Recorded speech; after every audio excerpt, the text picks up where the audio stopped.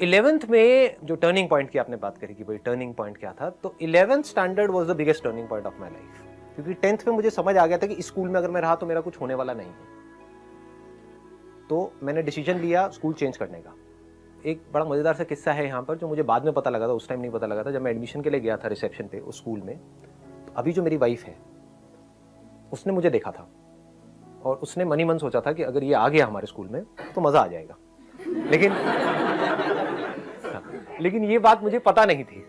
अगर पता होती तो मुझे इतनी स्ट्रगल नहीं करनी पड़ती 1-1.5 साल तक। तो ये मुझे बहुत बाद में पता लगी।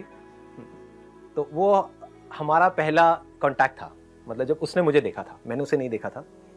फिर जब मैं स्कूल में गया और मेरा पहला दिन था, तब जब मैंने भी उसे देखा तो मेरे भी अंदर से कुछ ऐसी ही फीलिंग हुई, काश के व्हाटएवर। लेकिन फिर मैंने कहा नहीं, मेरी औकात से बहुत ऊपर है तो क्योंकि मेरी जो सेल्फ एस्टीम थी वो बहुत ही लो थी। मतलब मैं खुद को इतना गया गुजरा समझता था, इतना बेवकूफ़ समझता था जिसकी कोई हद नहीं है। कि मेरी जो पॉजिटिव क्वालिटीज भी थी कुछ ना कुछ, सब में पॉजिटिव नेगेटिव होता है ना, वो भी मुझे नेगेटिव लगती थी।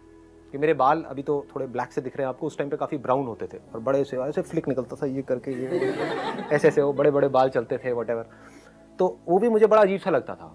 मैं जेन्युइनली अंदर से सोचता था, जैसे स्कूल की लाइन होती थी ना वहाँ पहले वाले स्कूल में 10 तक, कि भाई मेरे बाल ब्राउन क्यों हैं, शायद इसीलिए मेरे से कोई बात नहीं करता है कि सबके ब्लैक है मेरे ब्राउन है। मैं इतना फेयर क्यों हूँ, मैं बहुत ज़्यादा फेयर था, अभी भी हूँ, लेकिन आप लगा सकते हो आइडिया कि पहले तो और भी ज़्यादा था, तो कितना ज़्यादा होगा।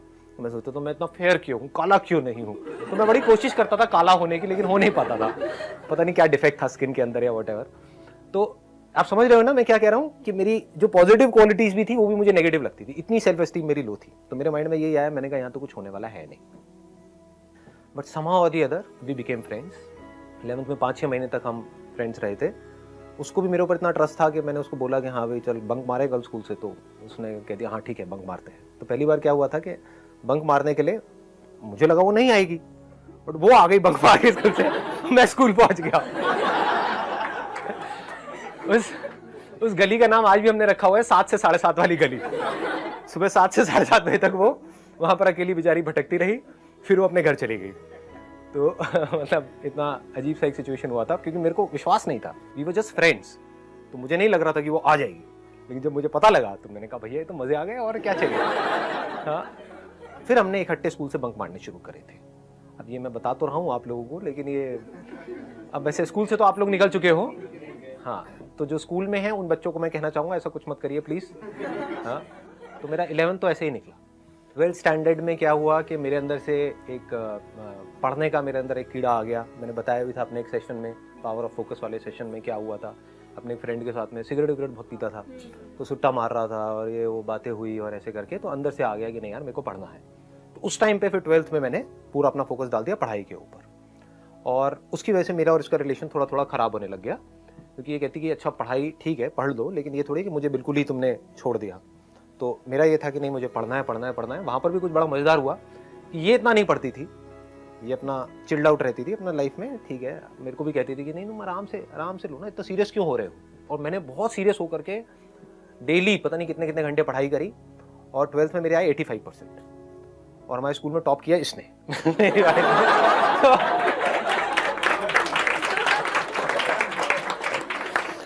और तब भी मेरी बड़ी ईगो हर्ट हो गई थी। ये बड़ा अजीब सा कैरेक्टर था उस टाइम पे। मैंने कहा ये क्या हुआ है, मैंने तूने बताया भी नहीं कि तू इतना पढ़ रही है। और वो पढ़ाई में इतनी एक्स्ट्रा ऑर्डिनरी थी भी नहीं। मतलब 11th में क्या हुआ था, उसकी 2 सब्जेक्ट्स में कंपार्टमेंट आ गई थी। ऑल्दो पढ़ाई में अच्छी थी, लेकिन हमारा जो अफेयर था वो फैल गया था पूरे स्कूल में, प्रिंसिपल तक और यहाँ वहाँ। तो उन्होंने दिमाग लगाया, उनकी ये स्ट्रैटेजी थी हमारे स्कूल वालों की उधर की, कि जब भी ऐसा कुछ हो तो एक को बाहर कर दो स्कूल से, समझ गए। तो मेरे को बाहर करने की उनमें हिम्मत नहीं थी, क्योंकि मैंने एक बहुत बड़ा कांड किया था 11th स्टैंडर्ड में, तो वो पूरे स्कूल में सबको पता था। Do you want to know कि क्या कांड किया? That was also turning point of my life. तो बता देता हूँ। उसमें क्या हुआ था कि मैं जिस स्कूल से आया था वहाँ पर इतने बड़े बच्चों को मारते नहीं थे, मतलब कि 10th 11th में नहीं मारते थे। हाँ, बचपन में तो बहुत मार खाई है, 4th 5th 6th में तो बहुत पिटाई होती थी, लेकिन 10th 11th 12th में मैंने वहाँ पर नहीं देखा था उस स्कूल में किसी को मारते हुए। लेकिन यहाँ पर नॉर्मल था कि आप 11th में हो 12th में हो, पिटाई होगी तो होगी, रोज होनी ही होनी है पिटाई। मतलब ऐसा स्कूल था। इतनी ज़्यादा यहाँ पे दहशत फैलाई हुई थी कुछ लोगों ने। उसमें से एक पीटी सर थे जो ये टिपिकल जो होते हैं। हाँ, तो अब क्या हुआ कि मेरे को आदत थी नहीं मार खाने की, क्योंकि बाहर भी मैंने बताया कि मेरे लड़ाई झगड़े बड़ी जल्दी हो जाते थे, ज़रा सा भी कुछ होता था तो मार पिटाई ये वो शुरू हो जाता था 1 मिनट के अंदर अंदर। तो यहाँ पे क्या हुआ, इनको पता नहीं था, इनको सर को, तो इनके भी अंदर कहीं ना कहीं से आया हुआ कि यार लड़का नया आया है, चलो इसको ठीक करते हैं, अपने सांचे में ढालते हैं। इनको पता नहीं था कि मैं ढलने वाले मुझसे नहीं हूँ। तो अब क्या हुआ कि इन्होंने लाइन में सबको खड़ा किया, उनके हाथ में एक डंडा रहता था, अच्छा लकड़ी का मोटा सा डंडा, तो वो एक एक करके सबको मारते हुए आ रहे, जैसे हाथ आगे करो ताड़, हाथ आगे करो ताड़। मेरे पास तक पहुंचे, I was the 4th number. मैं कहा सर मारना मत प्लीज, बात कर लो जो करनी है, मारना मत। मार वार खाने की मेरी आदत नहीं है, मतलब बचपन में बहुत पिटाई हुई है तो मेरे अंदर मैं बहुत भरा हुआ हूँ, अगर आपने मारा तो कुछ भी हो सकता है व्हाटएवर। तो उन्होंने कहा अच्छा तू धमकी दे रहा है मेरे को, तो उन्होंने लिया, बाकी सबके तो यहाँ मार रहे थे, मेरे डंडा लेकर के पीछे या पैर के पीछे काव्स के ऊपर खींच करके मारा, मतलब वो सूज गया था करीबन 10-15 दिन तक के लिए, तो अच्छे तरीके से मैं वहीं पे गिर गया, मतलब इतनी तेज पड़ा था मैं वहीं गिर गया। फिर मैं खड़ा हुआ, तो फिल्में देखी थी खड़ा हुआ, मैं कहा सर मारा क्यों आपने, मैंने कहा था ना मत मारना, मारा क्यों?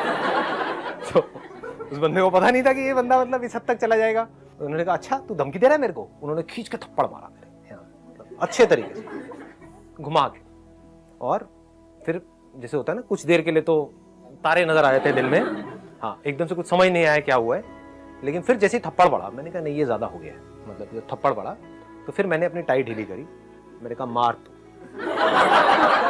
तू पे आ गया था, मैंने कहा ये तो ज्यादा ही हो गया है, मतलब 1 मारा 2 मारा, मतलब ये क्या क्या बदतमीजी हो रही है। मैंने कहा मार आज कितना मारता है, टाई ढीली करी, शर्ट बाहर निकाली, शर्ट के ऐसे करके हल्के से बटन फाड़े, मार।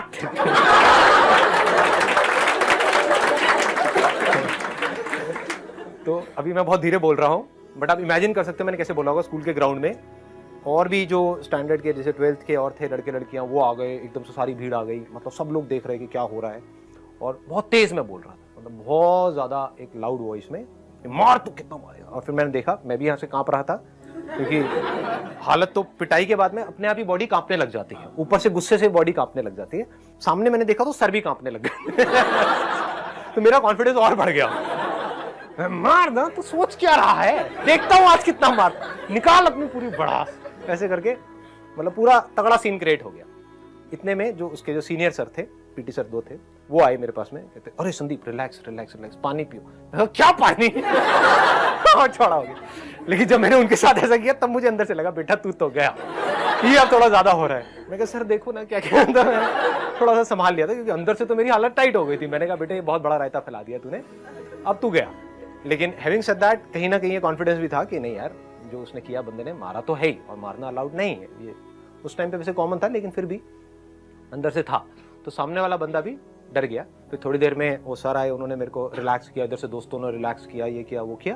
फिर थोड़ी देर में वो सर आए जिनके साथ में ये सब कांड हुआ था, उन्होंने भी आके बोला सॉरी संदीप ये वो व्हाटएवर, ऐसी अपनी उनकी आवाज़ थी बड़ी फनी सी सॉरी आज के बाद ऐसा कुछ नहीं सर कोई नहीं सर, क्या हो गया सर, हो जाता है, आई अंडरस्टैंड, कोई बात नहीं सर। सर संदीप देख लो कुछ है तो नहीं ना तुम्हारे मन में, तो नहीं ना, मेरे मन में क्या होगा सर, कोई मेरा तो जो होना था सो हो गया। उसके बाद में जैसे से ऊपर गया पूरे स्कूल में बात फैल गई थी। तो I became an overnight, what do you call it, as a hero और a super hero of that particular school.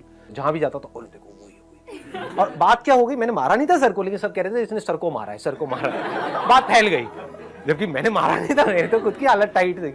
मैंने कहा यार ये क्या हो गया, एनी हाउ। तो लेकिन बात ऐसे फैल गई कि ये वही लड़का है जिसने सर को मारा, इससे थोड़ा बच के रहना, व्हाटएवर ऐसे करके।